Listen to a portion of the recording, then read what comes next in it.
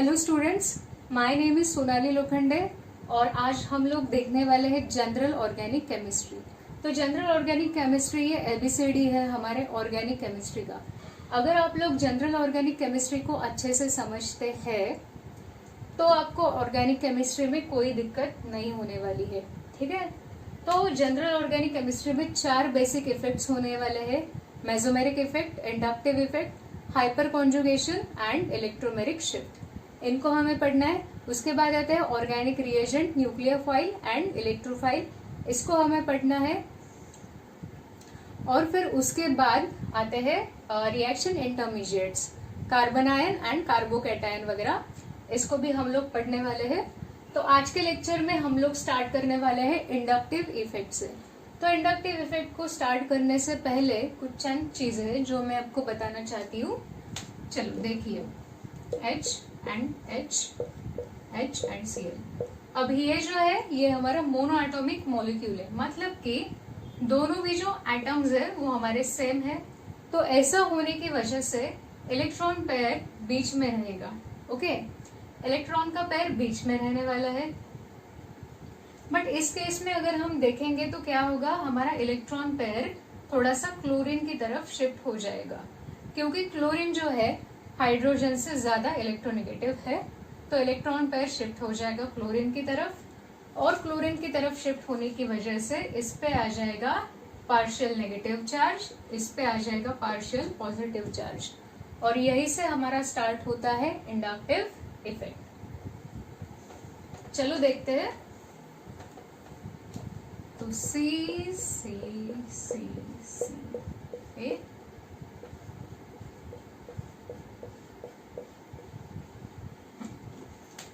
तो अब मान लो केस 1, ये है हमारा फर्स्ट केस। केस 1 में क्या है, ये जो हमारा ए एटम है वो ज्यादा इलेक्ट्रोनेगेटिव है as compared to the carbon. इसका इलेक्ट्रोनेगेटिविटी ज्यादा है। अब इसका इलेक्ट्रोनेगेटिविटी ज्यादा होने की वजह से क्या हो जाएगा, ये जो इलेक्ट्रॉन पेयर पहले बीच में था अब ये इसकी तरफ शिफ्ट हो जाएगा, क्योंकि ये ज्यादा इलेक्ट्रोनेगेटिव है। अब ये कार्बन जो है वो थोड़ा सा इलेक्ट्रॉन डेफिशिएंट हो जाएगा। कार्बन बोलेगा मेरे इलेक्ट्रॉन तो कम हो गए, अब मैं क्या करूं, तो ये उसके पड़ोस वाले कार्बन से इलेक्ट्रॉन को खींचेगा। इसके इलेक्ट्रॉन थोड़े कम हो जाएंगे, इलेक्ट्रॉन डेंसिटी, तो ये उसके पड़ोस वाले कार्बन से खींचेगा। तो ऐसा करके क्या होगा, इस पे आ जाएगा थोड़ा सा पॉजिटिव चार्ज, इस पे आ जाएगा और थोड़ा सा, मतलब उससे थोड़ा कम पॉजिटिव चार्ज, और इस पे आ जाएगा और थोड़ा कम positive charge, partial positive charges. तो जितना इसने खींचा है इलेक्ट्रॉन डेंसिटी को, उतना ये कार्बन नंबर 1 उतना तो नहीं खींच रहा है, बट वो खींच रहा है। सेकेंड वाला जो है वो भी थोड़ा कम इंटेंसिटी से खींच रहा है, और ये जो है थर्ड वाला वो इतना कम इंटेंसिटी से खींच रहा है कि वो इफेक्ट नेग्लिजिबल हो जाता है। ठीक है, मतलब कि यहाँ से हम लोग एक कंक्लूजन निकाल सकते हैं कि जो इंडक्टिव इफेक्ट होता है वो डिस्टेंस के साथ कम हो जाता है। ठीक है, इंडक्टिव इफेक्ट डिस्टेंस के साथ कम हो जाता है। लगभग जो 3 कार्बन एटम्स होते हैं, लगभग नियरली जो 3 कार्बन एटम्स होते हैं वहां तक ये इफेक्ट हमको दिखता है। 4th कार्बन से आगे ये थोड़ा मतलब बहुत निग्लिजिबल हो जाता है। तो हम कह सकते हैं एक लैंग्वेज में कि 4th कार्बन पे ये इफेक्ट दिखेगा नहीं। तो जो 3 कार्बन होते हैं पहले, उन पे ये इफेक्ट अच्छे से एग्जर्ट हो जाता है। ठीक है,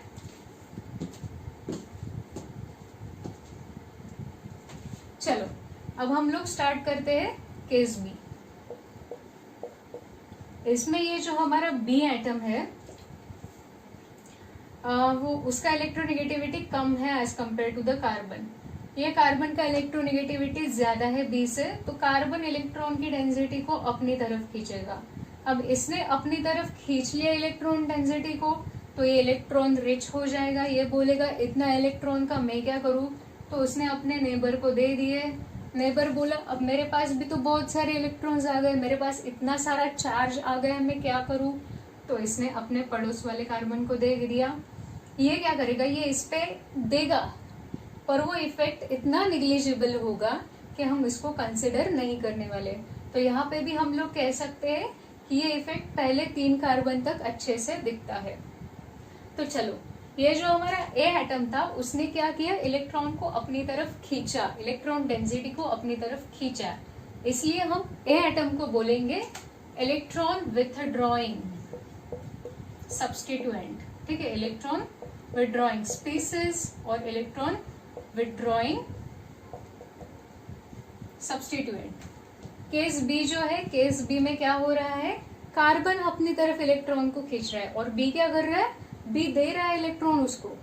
तो ऐसा जो ग्रुप होता है, ऐसा जो सब्स्टिट्यूएंट होता है जो इलेक्ट्रॉन को देता है चेन में, उसको हम लोग कहते हैं इलेक्ट्रॉन डोनेटिंग।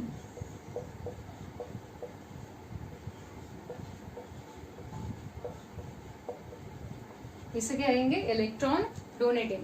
अब यही से ही आता है हमारा concept of plus I and minus आई।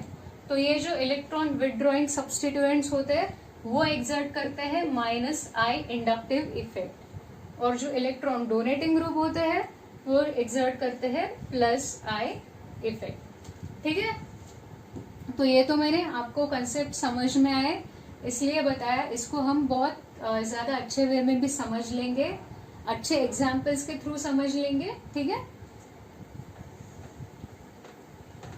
मैं अब आपको बताने वाली हूँ इंडक्टिव इफेक्ट का डेफिनेशन क्या होता है। ठीक है,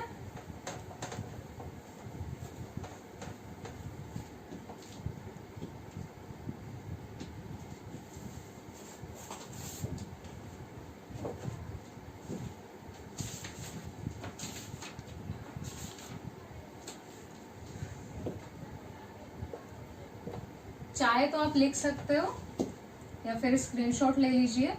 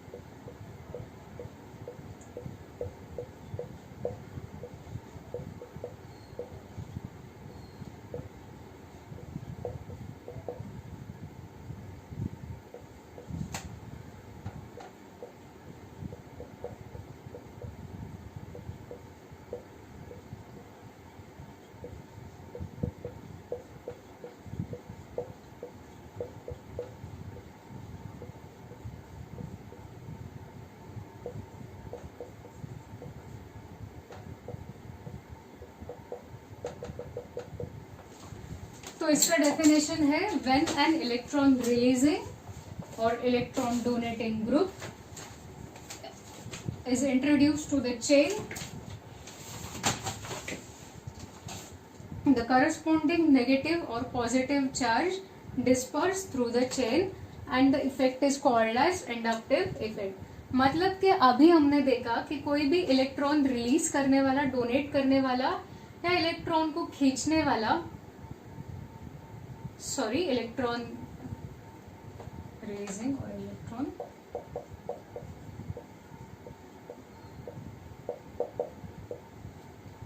तो कोई भी इलेक्ट्रॉन को रिलीज करने वाला या इलेक्ट्रॉन को विथड्रॉ करने वाला, अपनी तरफ खींचने वाला स्पेसिस चेन में इंट्रोड्यूस हो जाएगा, तो उसकी वजह से जो करस्पॉन्डिंग चार्ज डेवलप होने वाला है कार्बन एटम पे, वो डिस्पर्स हो जाता है आगे आगे up to the third carbon, और उसे ही हम कहते हैं इंडक्टिव इफेक्ट। ठीक है, ये है उसका डेफिनेशन।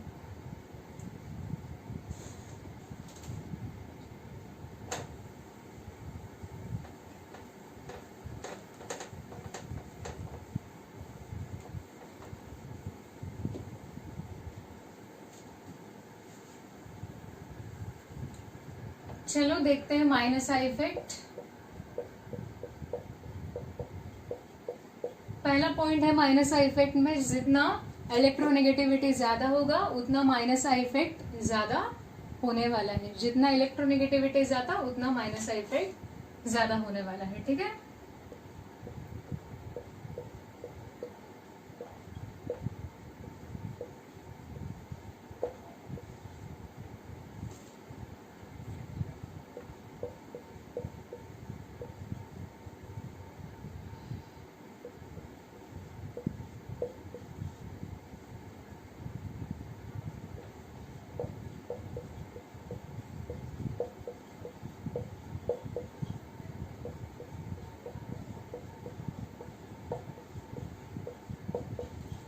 तो अब इसमें सबसे ज्यादा इलेक्ट्रोनेगेटिव कौन है? फ्लोरीन है हमारा सबसे ज्यादा इलेक्ट्रोनेगेटिव, फिर क्लोरीन, फिर ब्रोमीन, फिर आयोडीन। ये ऑर्डर आपको याद रखना है।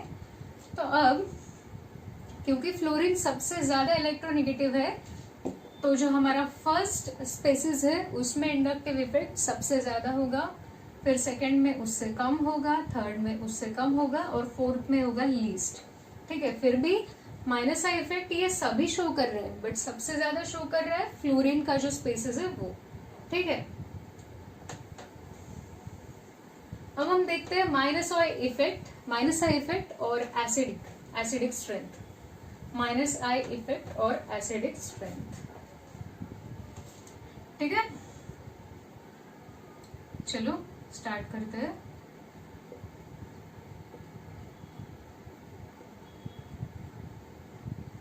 नहीं, ये एग्जांपल देती हूँ मैं आपको।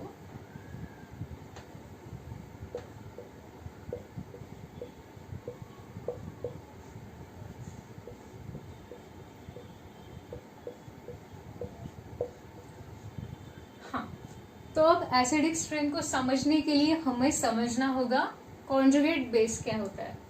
तो ये है हमारा A+B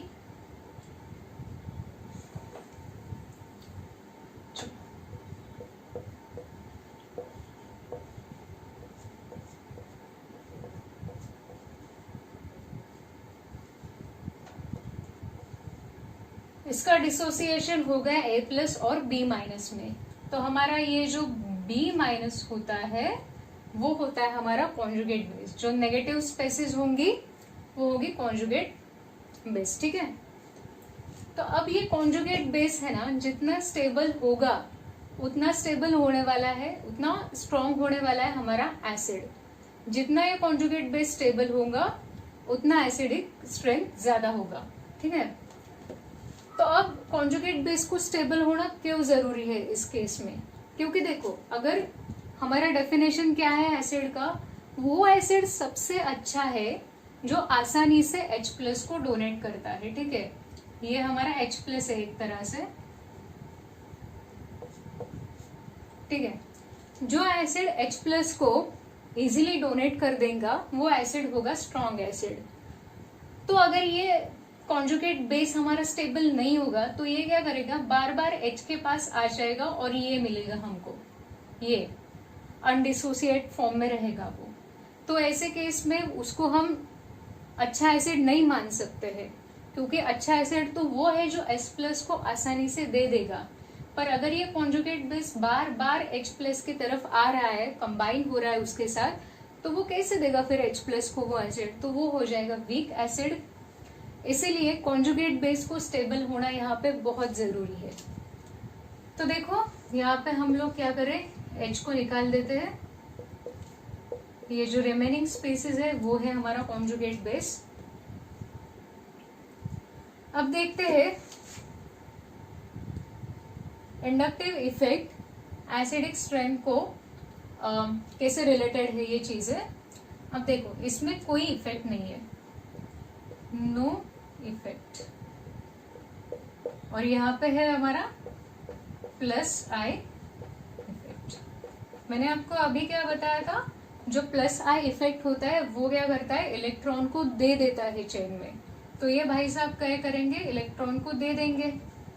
अच्छा, अब क्या हो जाएगा, इसके पास ना पहले से बहुत सारा चार्ज है और ऊपर से ये और ज्यादा चार्ज उसको दे रहा है।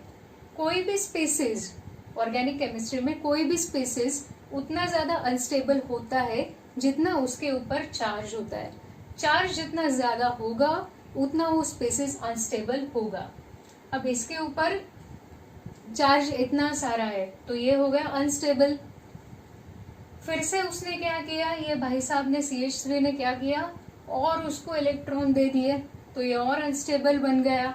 अब ये अनस्टेबल बन गया, कॉन्जुगेट बेस हमारा अनस्टेबल बन गया, मतलब कि हमारा ये हो गया वीक एसिड। ये है हमारा वीक एसिड। ठीक है, आप समझ लो कि आपका कोई फ्रेंड है, उसका बहुत पेंडिंग वर्क है, ठीक है, उसको खुद के जर्नल्स लिखने हैं और आप आते हो बोलते हो भाई मेरे भी जर्नल लिख के दे, मतलब उसके ऊपर पहले से इतना सारा टेंशन, आप और टेंशन दे रहे हो तो क्या होगा, वो अनस्टेबल हो जाएगा।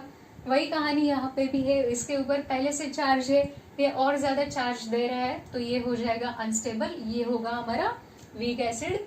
और इसमें कोई भी इफेक्ट नहीं है तो हाँ, ये भी वैसे वीक एसिड ही है, फॉर्मिक एसिड भी वीक एसिड ही होता है, बट अगर दोनों को कंपेयर करते हैं तो acetic acid, this is acetic acid, acetic acid ज्यादा वीक है as compared to the formic acid. ठीक है,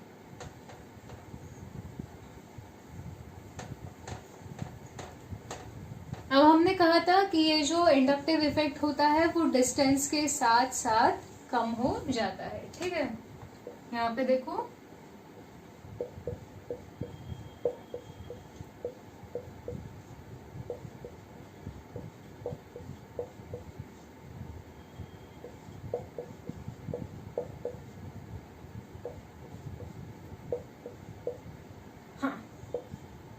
तो ये होगा अब हमारा कॉन्जुगेट बेस।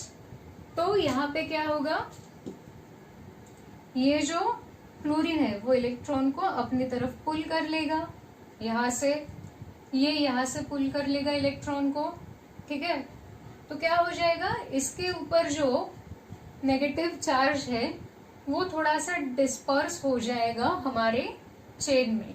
ओके, तो यहाँ पे क्या है, क्लोरीन ज्यादा करीब है, इसके ज्यादा करीब है, तो ये इफेक्ट ज्यादा स्ट्रॉन्ग होने वाला है as compared to the second example. ठीक है, यहाँ पे भी क्लोरीन एक्सर्ट करने वाला है माइनस आई इफेक्ट, बट क्योंकि यहाँ पे डिस्टेंस थोड़ा सा बढ़ गया है तो वो उतना अच्छे से एक्सर्ट नहीं करने वाला है। ठीक है, क्लोरीन करेगा यहाँ से, ये यहाँ से, ये यहाँ से करेगा, डिस्पर्स तो हो जाएगा बट जितना अच्छा इसमें हो रहा है उतना अच्छा इसमें नहीं होगा।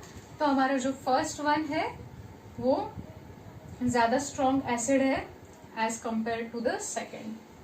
ठीक है, मतलब कि इंडक्टिव इफेक्ट का जो इंटेंसिटी है वो कम हो जाता है जैसे डिस्टेंस बढ़ जाता है। ठीक है,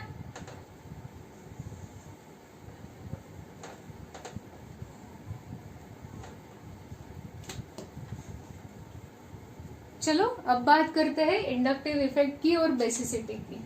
ओके,